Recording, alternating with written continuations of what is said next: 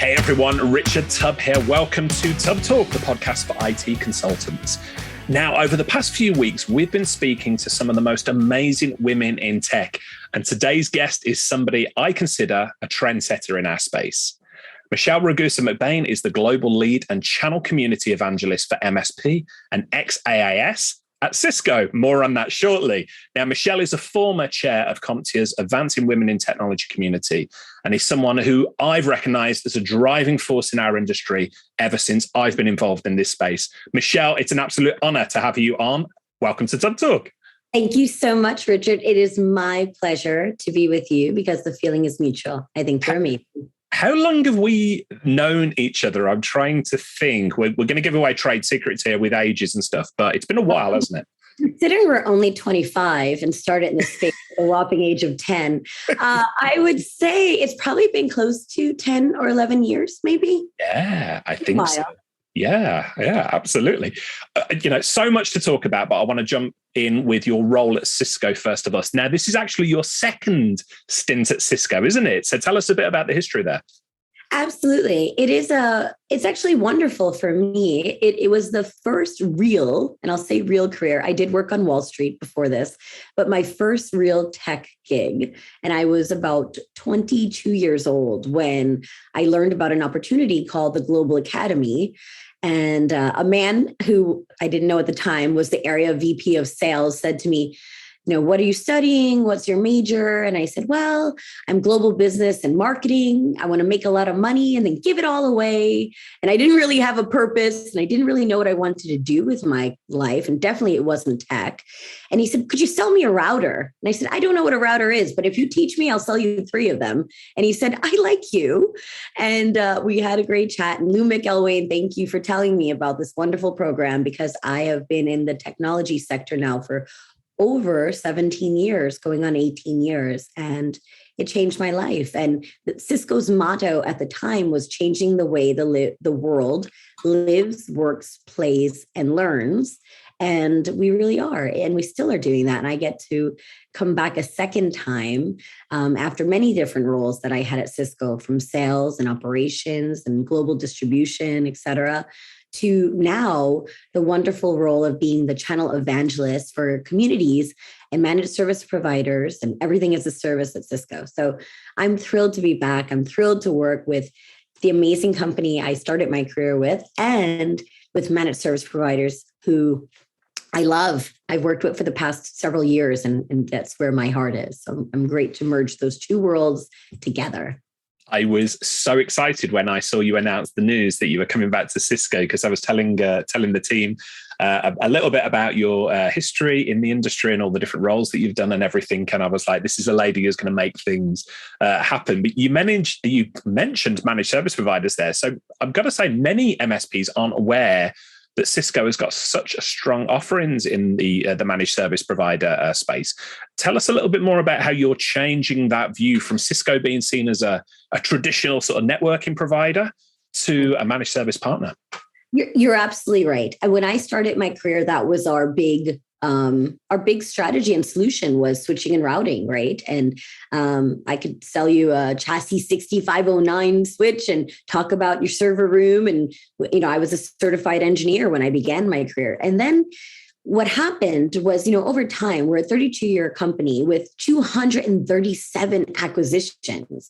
And most recently, all of the acquisitions that we've made investments in are for managed service providers. So we have really been very, very dedicated and committed to looking at the spaces such as Meraki, Umbrella, Duo. And it's funny because I'll go to a community event or a trade show and I'll say, are you a Cisco partner today? And some people will say, no, or I used to be, and then I'll say, do you sell Meraki? Yeah, that's in my stack. Do you sell Duo? Yeah. I say, welcome. You're in fact a Cisco partner. So sometimes it's just the lack of, we don't want to water down a solution that people love, but it's really the driving awareness of the huge portfolio that we have for MSPs, whether it's switching or networking or collaboration. We have something for everybody. And we really pride ourselves on being one of the most partner-focused companies in the world. And we are trying to be best of breed with our engineers and our investment into the space.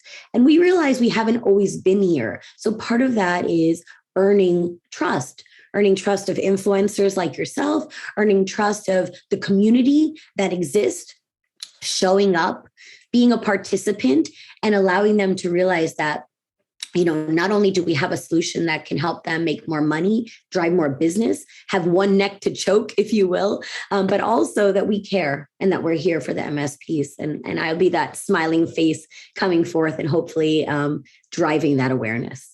Definitely. So the predominant audience of this podcast tends to be managed service providers, IT solution providers. We've got all sorts of people listen though.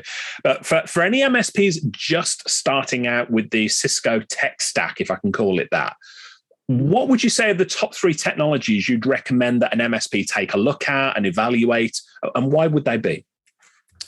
Yes, absolutely. That's a great question. So I help drive people to the Cisco Provider Program, and that really is a great benefit for discounts when it comes to Meraki, which is a top seller for most MSPs that I talk to. We also have Cisco Business, which is a competitor to Ubiquity, and really it's an entry level. You maybe don't need all the features that Meraki has just yet because your client's a little bit smaller, or you want a lower price point to get them in and then move them up your stack. So that's a great entry gateway for your MSPs to work with their end customers in the small market and small to medium business arena. And then, of course, security. So here's the staggering statistic. And I have the great pleasure of being married to the global analyst for Forrester, and I learn a lot about what are the key metrics that are driving this line of work, and where do you stack rank against your peers and competitors, right? I think that's a question a lot of MSPs might have. So there's about 73,000 managed service providers around the world. And when you look at traditional value-added resellers, 75% of them are saying, hey, I think I want to be a managed service provider, which is a very interesting turn of events. When you double click on that number, what's very interesting is that most of them, close to 95% of them, according to CompTIA, the largest nonprofit IT association in the world, are saying, yes, we sell security today. And what's interesting about that, and that could be Norton antivirus, like who knows what they're selling per se. But what's more interesting is 73% of those MSPs that exist today want to become a managed service security provider, an MSSP. So when we look at that number, security is very, very top of mind. And we have an advisory council at Cisco, and we ask them, what do you need from us? How can we help you? What are the priorities? And the number 2 things that they gave us is marketing, and we can help you with that. And the first thing is they really want to focus on security. And so we have an incredible stack of security solutions, from Duo to Umbrella to Secure Endpoint to integrations with Meraki, and then also a new secure center. So if you want to go through a direct motion and pay as you go with licenses, you can do that with Duo and Secure Center, and it's less complicated. And there's a great benefit to that many MSPs want. So our goal, or our phrase that Oliver Tusick, our channel chief, shared, is we want to meet our partners where they are. And that's exactly what we're trying to do, whether it's physically, whether it's in their solutions that they sell, or if it's just understanding how we can help elevate their success. Let's rewind a little bit and talk about some of those techs. Let's get a little bit geeky here. So we mentioned, and there's so many cool techs that I want to jump into, but let's start with Cisco Meraki. So I think there's an assumption that everybody knows Meraki. But if you were to describe Meraki to somebody who'd never come across it before, how would you describe it? Well, I would say, if for those people who are familiar with our Catalyst Switch series and our networking, it's sort of the small to medium business play that is ideal for this managed service provider space. 95% of managed service providers this is their sweet spot, right? And we've seen 300% growth year over year in this arena. So not only have during COVID, the ability for people to become home workers in the new future of work, or enable the power to work anywhere, anytime. But this networking enablement allows many of our managed service providers to set up shop in their area and allow them the cloud display where they can monitor and help keep them enabled and up and running and give those people peace of mind. Because a lot of the small to medium businesses, whether you're a dentist or a florist or a small med-sized clinic, you're not thinking about, what is your superpower? It's what you do as a trade. It's not the technology. And this allows MSPs to be the virtual CIO and have this cloud-enabled dashboard that can navigate these work for them. And the same is true for Cisco Business, right? So it's a wonderful solution. There's a lot of features that enable their success. And it's really an empowering thing that they are able to be the virtual chief information officer for these small to medium businesses without even setting foot on their premises, right? Especially when we had to be socially distanced and 6 feet apart. So as the world hopefully moves towards a new normal that enables the success, it allows them to really continue to drive the business and keep that monitoring available for them. And when I first saw the Meraki technology all those years ago, it was mind-blowing, because I can tell you as a former MSP, the amount of times, the frustration where it's like you've got to configure a piece of equipment at your office, then, roll the trucks, go out to a client site, set it up, then get back to the office. And then it's like, oh, I forgot to do this, that, or the other, go back. With Meraki, just to clarify, it's all cloud-based, isn't it? Basically, so you still got the hardware, but you can have the equipment shipped directly to a customer site. You can configure it from a portal. As soon as that piece of equipment connects to the network, it's going to download its config, and then you can monitor and maintain it remotely, can't you? So it's fairly mind-blowing. It's even though it's been around for a little while, it's worth remembering what we used to do before Meraki. Oh, exactly right. The fact that everything can be enabled remotely is really what gave this product and portfolio the power. And this is what part of the managed solutions area of our space that a lot of people might not realize that we are, kind of diving in. When you think about everything as a service in this regard, a lot of the solutions that I mentioned to you allow you this capability, right? And it makes sense because these investments that we've made were typically for managed service providers historically, right? So the motion that we are using is that same motion, and we're building and layering the technology and the investment and research and development on top of what we have today, and continue to drive them to make them even better. Let's talk about another technology you mentioned, and that is Duo. So for anybody not come across Duo before, what is Duo and why is it so popular amongst MSPs? So what I would just love to say, I was so privileged to sit into a keynote session with the Duo team. And Sean stood up on stage and he said, he started giving his speech and people in the audience started jumping in, telling why they loved it. I've never seen a solution speak more volumes than in that moment. But Duo is a two-factor authentication, right? So in this area where there's a cyber attack every 39 seconds, which is pretty odd and powerful to feel like, there's so much defense that needs to happen. There's a lot of people that aren't enabled and prepared for that. And when you have HIPAA compliance and fiduciary responsibilities or privileged customer data that you do not want to get hacked or breached, it is more critical now than ever before. And so it's such a convenient, easy feature. You can do it right from your mobile. You can do it to your watch if you have an Apple Watch like I do. Basically, when you log into any company site, any private domain that your company has that has privileged information, it will ask you to either enter a passcode or send you a push. And it's that simple. You get the push, and if it's you, you click approve. And so it knows it's you, and you're already logged in, private, confidential, and sort of kind of like encrypted VPN. You're now allowed to get into your system that simply and easily while still keeping all of your customers' information and your company's information safe, secure, and protected. I love it. And I would say to anybody listening to this, the number one thing that you can do today to help keep your clients safe, to help keep your team safe, two-factor authentication. Tell your friends and family about it. Get everybody using it, because we all work in this industry, and we've all come across situations where not just clients, friends, family have had their accounts compromised, and yet it's not foolproof. Of course, it's not, but it mitigates so much of the risk if you've got the two-factor authentication. So massive fan of Duo there. I really think it's important. Another one. Sorry, Michelle, go ahead. No, as do I. I love the simplicity of it. I mean, honestly, it's one of those things that for me, because when I used to work at Cisco, in the first 13 years of my career, a lot of what I did was VPN and logging in and waiting to connect and choosing that motion. And right now it's just so instantaneous. It's so easy and intuitive.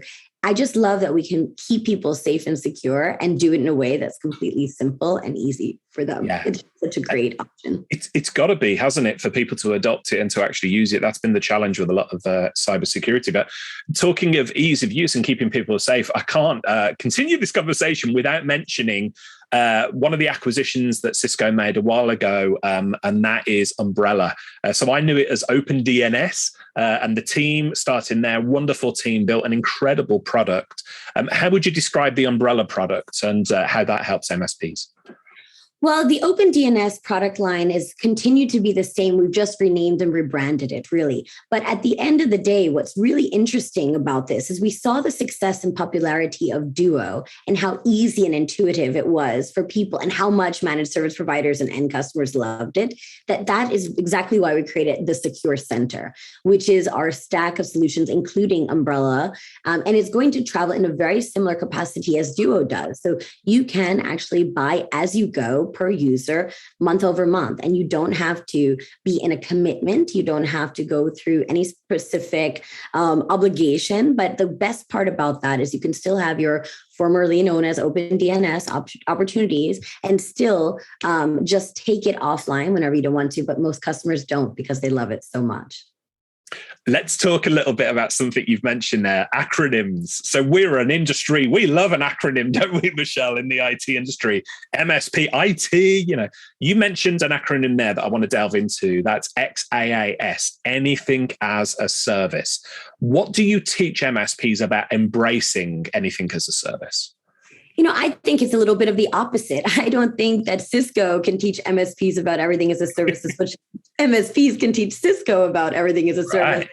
In my mind, they're the ones that really do this well. When you think about who were the people that really have enabled, subscription, consumption, and the ability for companies to pay as they go month over month and have these contracts, maybe 2 or 3 or 4 year terms, they are the people that have kind of set that foundation. And companies like Cisco that have an amazing product portfolio that we have best in class products, but have moved very strongly into the SaaS, the software as a service space, along with everybody. I mean, if you look at any of the big companies, HPE, IBM, Dell, Cisco, we're all moving into this arena. So if you're not an MSP today, or you're not an MSP that is selling software as a service or subscriptions as a service today, then I think it's not a matter of if, but when, because most of the large vendors and most of the smaller vendors are moving towards that arena. And I like to think of B2B as B2C and think about everything that we experience, how easy and intuitive it is when we're home and how we overcomplicate things as businesses. And when we were all working remotely, you see things. And I used to ask people when I was a consultant, I would do a lot of coaching seminars and I would say, how many of you, when you want to look at a recipe, you go on Yelp? Or how many of you, when you go to a car dealership, know everything about the specs and feeds and speeds of that car before you even walk in the door? You know if it's been in an accident, you know the make, the model, the type, the cost, you know how much holdback they have on the car, and you've already done the work to know upfront. Well, our customers are just as informed and enabled. They know about you and your competitors, and what's really differentiating you from them is the experience and their trust, because at the end of the day, people buy from people they like. That old adage has never changed. So those relationships are just as critical as ever before. And your role, as my role to you, is to be the trusted advisor, is to help enable and empower their success and give them peace of mind. And I always use the example of Peloton. How many people had a stationary bike that sat there as a clothes hanger? I know I did. Yes. About what did I do? And I've also done that with ellipticals and treadmills. And then finally, Peloton. And I look at it and I say, will I actually use it? It's expensive. Do I want to pay upfront costs and a monthly installment just for a bicycle that I have never used before? And then I got it and I'm hooked. Why? Because of the experience, because of the gamification, because of how easy and intuitive it is, because I feel that it understands my motives. And that's what I would say for understanding everything as a service. How many people could live without Netflix now versus cable? How many people do not care? Like, you can up that bill monthly because the value is so worthwhile to me. I watched every series on that I could on Netflix during COVID because I didn't go out much like most of us. Yeah. And it was so rewarding. And that's the ability for us to say, are you charging enough for your value? And do you do it in a way that, what is your key differentiator? Simon Sinek, what's your why? Why do you do what you do? And why does the customer want to choose you versus all of your competitors? At the end of the day, products and solutions are pretty comparable. And technology can be pretty comparable, but they're going to want to work with you and the experience you provide them. And if it's worthwhile enough, if it's easy enough, if it helps them enough, they're willing to pay for that month over month. I love it. And it's clear to anybody listening to this, Michelle, that you are a student of the game, as they say. You pay so much attention to what MSPs are saying out there.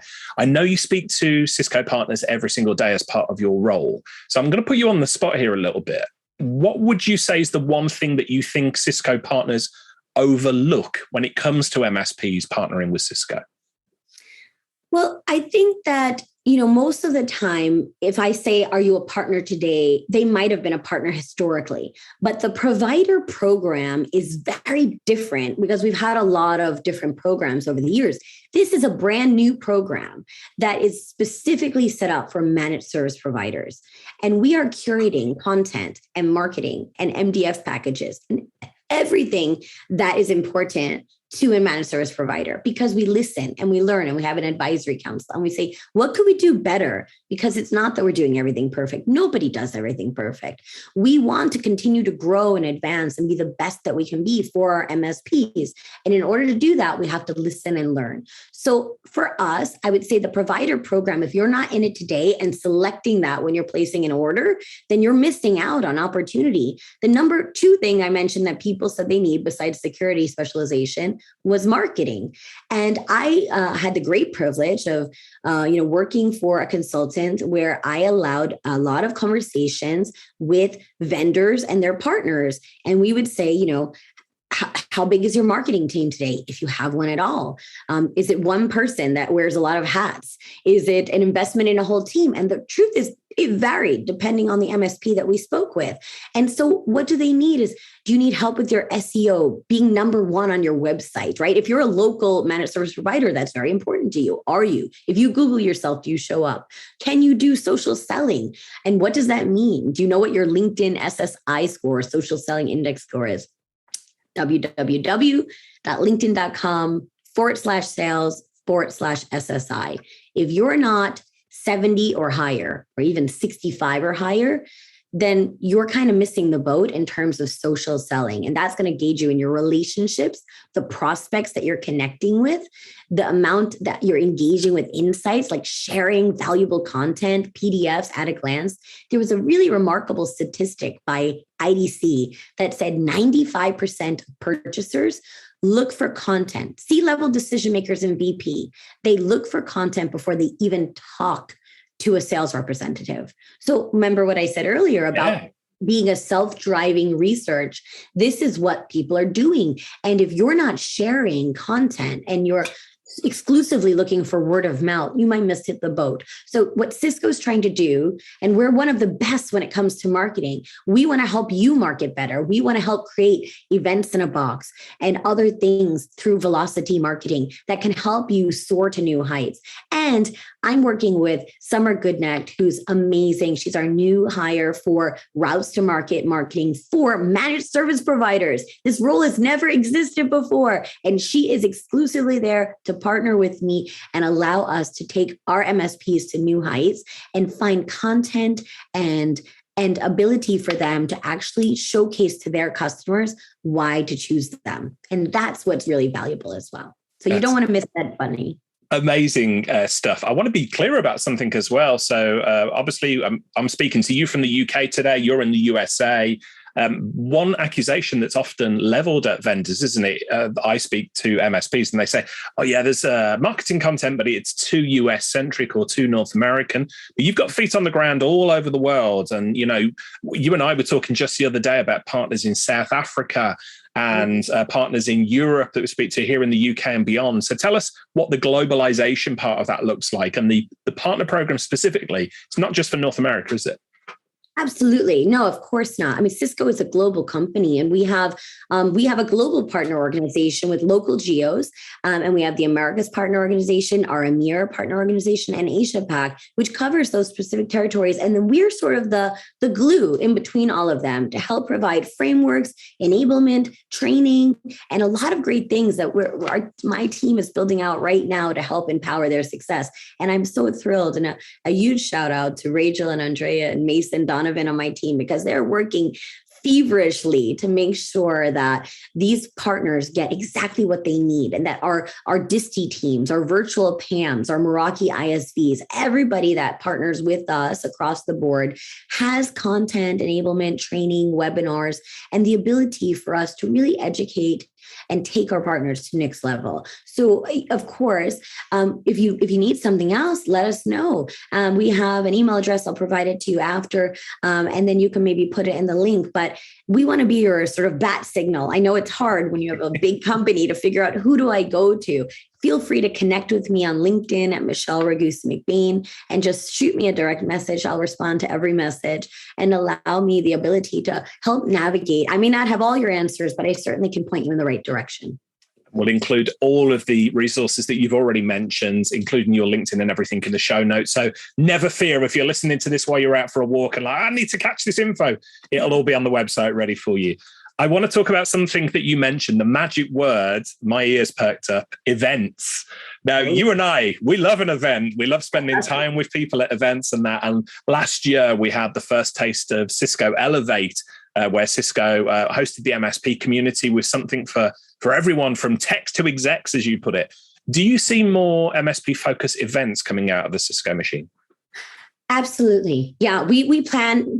I will say this first. Thank you. You were a wonderful moderator and guest at our event. And it was such a pleasure to have you along with 55 other managed service provider thought leaders. This wasn't product pitching. This wasn't, the ability for us to say why Cisco. I mean, we did have that in our content library. So if you want to learn more, we'd always love to share that. But I'll also give that link out because we have access to that for a few more months. So if you missed it, we had the best of the best when it comes to marketing, pricing strategies, negotiation, mergers and acquisitions, growing your business. So we had a lot of great different sessions. We also had a few cybersecurity tracks with Phyllis Lee, who's the director of security, as well as the CISOs for Datto and Ryan Weeks, and for ConnectWise, Wes Spencer. So we had an incredible group of men and women come together and share insights and share perspectives. And we want to do more of that. So I have a monthly webinar series, and you'll see each month, I'll post it on my LinkedIn. We'll send it out to our partners via email. So if you're not signed up again to that program, want to make sure that you don't miss those things. So I would highly recommend that. And then, of course, the concept is everything we do, we want to hear from you, because we drive that webinar panels, right? So we're going to have great topics such as where the state of the industry is going in the next year ahead. We're going to talk about networking as a service. We have a great series that Whitney Acom has put together, and I'll provide you that link as well. It's a 3-part series about getting into the partner program, taking it to the next level, and growing your business. So you don't want to miss. A lot of the things that we have are very, very advantageous. And really, I think for my partners and my friends, I want to hear, how can we continue to drive their success? So if there's something that you need or somebody that you think would make a wonderful addition to our series, again, reach out, because I think that there's a lot of opportunities for us to partner with the experts in the industry and have them showcase how MSPs can really grow. And one of those people I will say is the one and only Robin Robbins, who was our keynote speaker along with Gary Pica. And so we do have an offer right now. We're working with Robin. And so if you're interested or going to any of her events, the Producers Club, the Cybersecurity Roadshow, or her IT Sales and Marketing Show, and we are going to be there. And then also Gary Pica has a cybersecurity opportunity with us where we pay the first 2 months for you, and you can get into his Formula One track and get some great coaching from Gary and his team, and then also get some great Cisco content. So provide all these links and value add, but we want to work with the best of the best, and we want to help drive our MSPs to new levels together. Gary is an absolute legend in this business. I had the opportunity to catch up with him recently on that. And the offer that you're talking about is definitely one that MSP should check out. There's a ton of value in there. I want to talk about the future a little bit. Since you've returned to Cisco, is there anything that surprised you about how the MSP space has changed? Oh, goodness. Yeah. I think, well, one is there's been just in the last year alone, an insane amount of mergers and acquisitions. Yeah. I was talking to somebody the other day. So while they continue to grow, the other thing that really surprised me was that they had expected growth, but not double-digit growth. And so you see the pandemic continues to drive that, right? Even though we're not in the early stages of this. Like, it makes sense in the beginning where everybody had to go home and be, cobble together solutions overnight or weekend. The great working from home rush is what I called it. March 2020. Absolutely. So we had that great push. And then all of a sudden there was a gap, right? Where you would assume that there'll be a lull or a decline because everybody's home now. And so, now they're starting to go back to work, or they're starting to go back to events or things of that nature. So I will also add, and I do want to circle back on events because that's an important topic for us.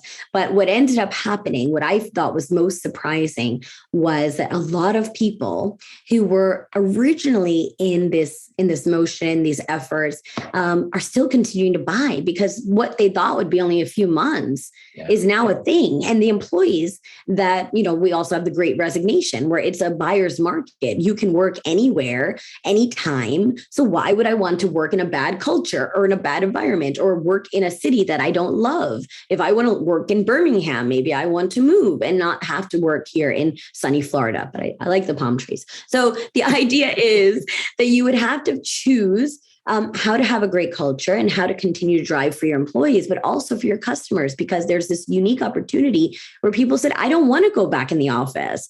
Okay, so what do we do now? Because if this is not a short-term fix, we need to have a more scalable solution.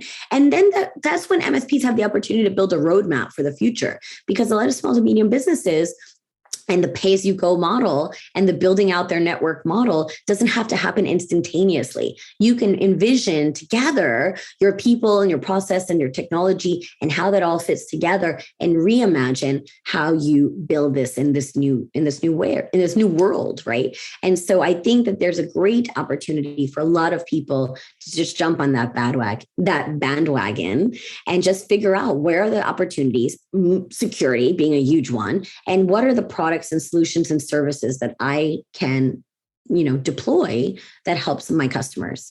Yeah. And then I do want to double click though on the events. Go for it. Not only are we bringing Cisco, welcoming MSPs to us with our event, and the best part about that event, and I want to thank everyone listening who attended, we had 75 countries represented and over 2,300 people listening live or to the recordings.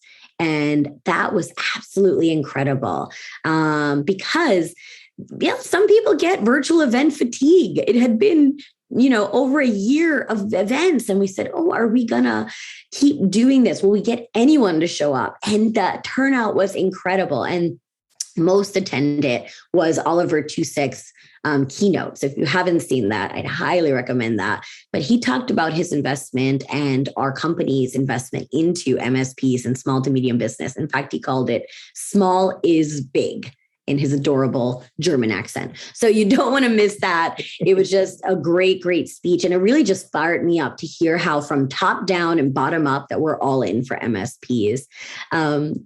Now, we're also going on the road. So we have plans to attend 35 events over the next year. So we are going to see you at IT Nation's ConnectWise. We're going to see you at DattoCon. We're going to see you at Kaseya's event and their GlueX. We're going to see you at all of the events that are enables events in Prague and in Vegas, as well as all of the smaller road shows too. So Channel Pro shows, Robin shows. We're going to be present and we're going to be super excited. Also CRN shows and CP Expo and MSP Summit. I can't even name them all. You're going to see us. So come to our booth, wave and say hi, ask us your questions, tell us how we can help you. Come to our breakout sessions, take some cool swag. We have some great mugs. I call them my mommy juice holders. The moms and dads out there will understand. So that is, you definitely don't want to miss us on the road because I love to see my partners face to face. And if you want just an insight into the life of Michelle Ragusa-McBain, I would highly encourage you, follow Michelle on Instagram. You have got one of the coolest Instagram feeds. You post stuff that you do with your family. You post stuff that you do when you're on the road. It's just so cool. So keep doing that. Now, I want to change the subject. You mentioned earlier on the wonderful people at CompTIA. And I mentioned in your intro, you are the former chair of the CompTIA Advancing Women in Technology community. That's a community I know you're still very much involved in. How have you noticed attitudes towards women in tech change since you started in this space? You know, it's a bit of a roller coaster, to be honest. I will say my first global sales meeting, and Cisco is a very, very equal opportunist company, but it was just very male dominated, not just our company, the tech space as a whole, right? It is what it is. So there was a statistic that said once that there's more men named John that are CEOs than women CEOs as total. Just wow.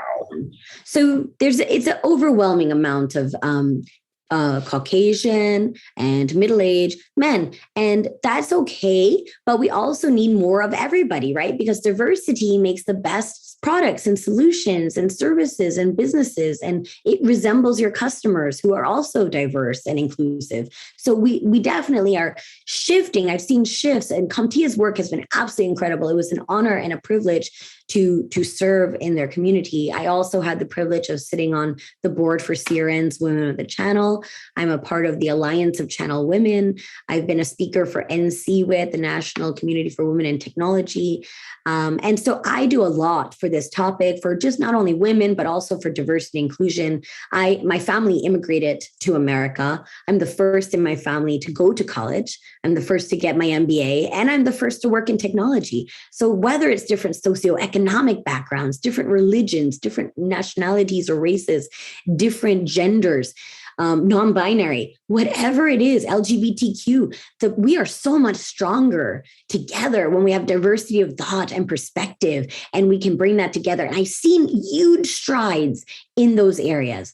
I've also seen huge setbacks. McKinsey reported that 1/4 of women left during COVID. And prior to that, there was not only a stagnation of women entering careers in tech, but a decline. So CompTIA made it their mission that we were going to reach 10,000 women and girls around the world, because there's a huge, obviously, in Benelux, as they call it, in UK, in Australia, New Zealand, in Canada, and the US. They have huge presence in Asia now, Singapore as well. So we're seeing like a lot of different people grow and have these communities and have these relationships together. And what I find most intriguing about this is that most often around the age of 5th grade, women stop studying. And why? Is it to, look cool for the boys, or is it to, what is the concept that is when the math and the STEM and STEAM sets back women? And we were talking about your Atari set earlier, and I was a gamer and I grew up coding. In fact, my mom was a single mom. So when she would work late, I would stay in the computer lab after school every day. I won the computer award in elementary school, and I still didn't think about pursuing a career in technology. Why? So how do we make it sexy or attractive or appealing or alluring to women and girls and military and people in different careers who may not love what they do, and say tech is amazing? It does change the way the world lives and works and plays and learns. It enables growth. You can save lives. You can, there's stories that we had at Contents recently. I'll give Ben Johnson at Liberty Technology a shout out. He did this amazing story on the family medical solution, and we're going to do more customer testimonials and videos like his for our partners, because it was absolutely incredible. But he helps enable a medical clinic during COVID to be able to do telehealth. And think about the importance of that for families, especially high risk immunocompromised people who couldn't leave their homes, right? So we have this unique ability for our technologies to change the world. And I would love to see more women and diverse individuals contribute to that. Absolutely. Let's talk practical for MSPs listening today, wherever they are in the world. What do you think we can do as an industry to encourage more girls, more women to be interested in a career in technology? Yeah, great questions. I've done a lot of keynotes and moderated panels and been on panels about this subject.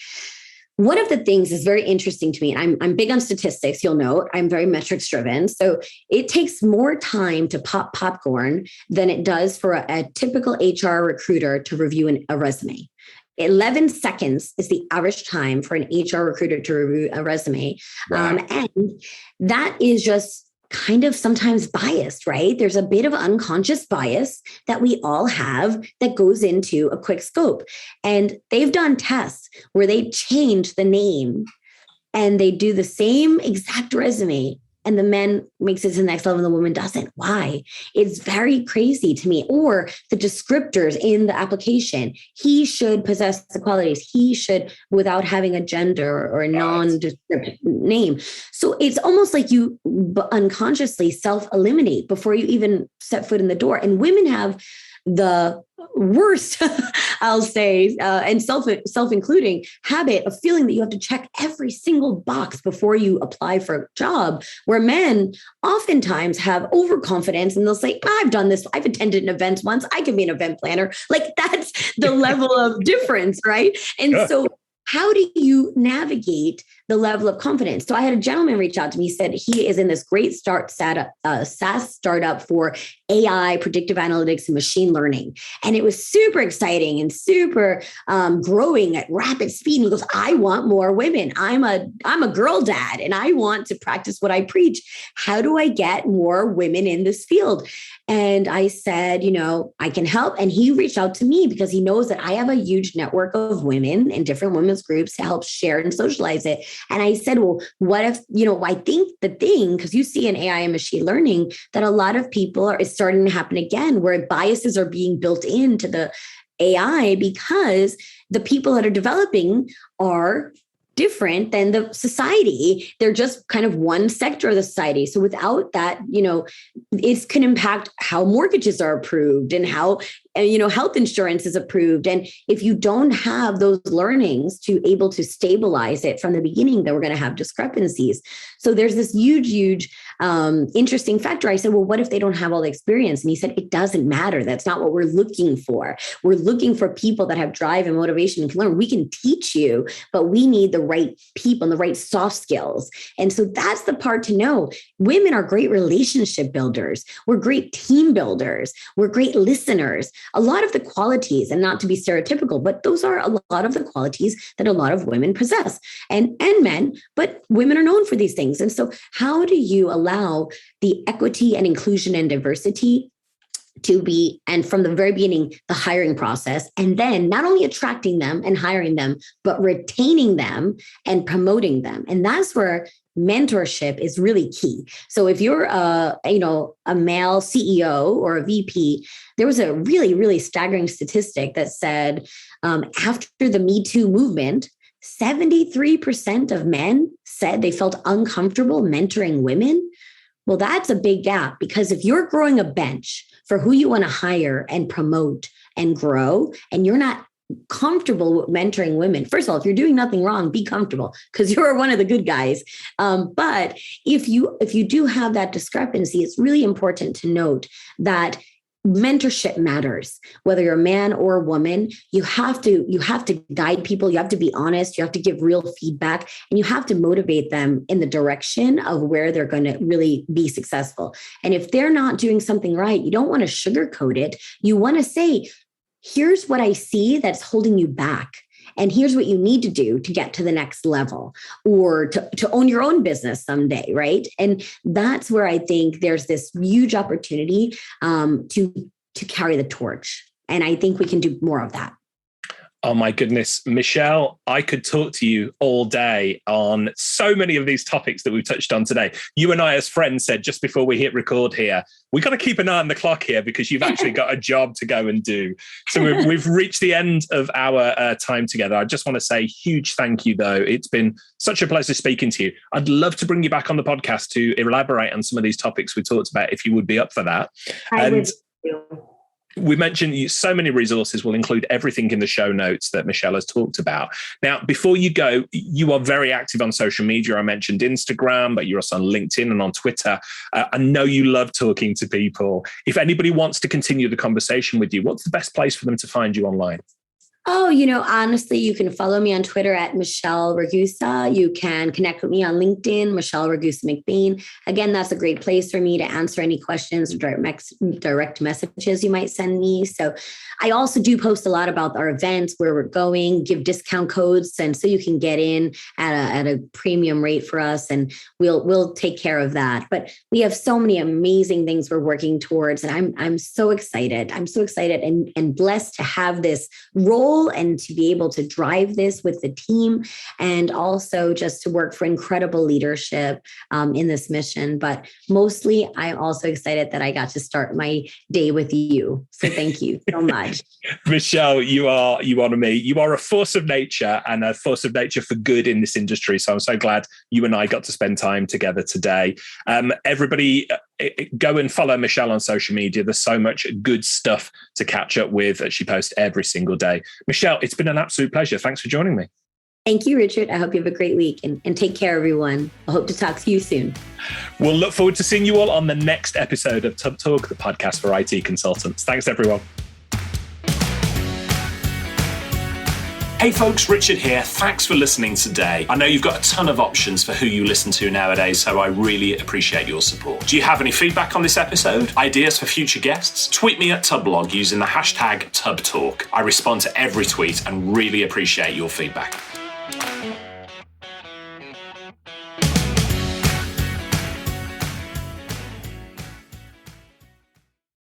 Hey team, this is Richard again. Just one more thing before you take off, and that is MSP Insights. Now, every Tuesday, I share my thoughts on the business of IT with you, the managed service community. Thousands of managed service providers already subscribe to MSP Insights. It's easy to sign up, easy to cancel. MSP Insights is basically a short email from me every Tuesday without fail, with advice on growing your IT business, plus cool resources I've found, discovered, or started exploring that week. It's kind of like my diary of cool things, and often includes articles or books I've read, tools I've discovered, and events I think you'd be interested in, often sent to me by my friends and Tub Talk podcast guests. So if that sounds fun, a short tiny bite of MSP goodness every Tuesday, and you'd like to try it out, just go to go.tub.co/Tuesday. That's go.tub.co/Tuesday. Drop in your email and you'll get the very next one. Thanks for listening.